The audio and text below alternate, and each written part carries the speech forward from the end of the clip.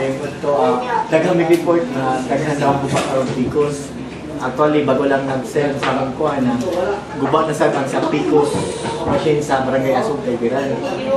Usa man na itong, may kuha ko sa Komerikani na daghang mag-Picos ang guba karon. Okay, Picos. Una, yung ating supervisor ay tatawag, yung ating Picos tech, yung DI, tatawagin yung Picos technician. Yung Picos technician, tatawagin yung supervisor, Picos supervisor. Ang Picos supervisor tatawag sa National Support Center sa Manila para sa proper advice kung anong gagawin nila. Ang masira ang Picos natin, as per guidelines actually, ito ang nangyayari niyan. Magpapadala ng replacement. Kapag makapagpadala ng replacement at saka gumana na yun, so okay yun, end na yun. Pero pag hindi gumana, continuous ang voting pa rin, despite na wala pang replacement. Okay, then manghiram na lang ng ibang Picos, pero yung CF card yung pa rin gagamitin. Ibang Picos sa ibang presinto na kumana. Doon po i-feed natin ang baluta. Yung pang wala na akong problema dito kasi may baluta eh.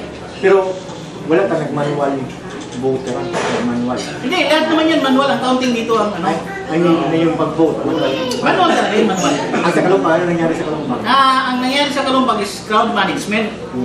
Daming tao, hindi na kaya ng ating mga supervisors, yung defense supervisors na assigned sa police center para i-manage yung crowd, kaya nagkagulo doon sa pila. May holding area, kaso lang nga, ang nilagay naman na holding area ng is malayo doon sa kanilang mga presinto.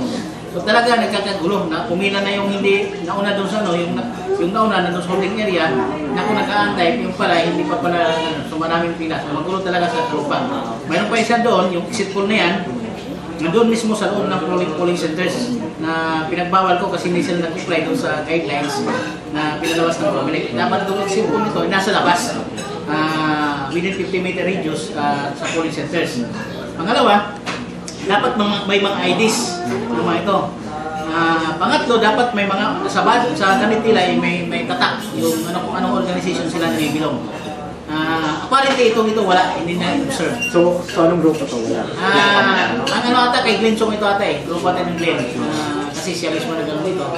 So, ang advice ko sa kung sino man ng is mag-file na lang ng appropriate actions. Anyway, this is a violation sa omnibus election.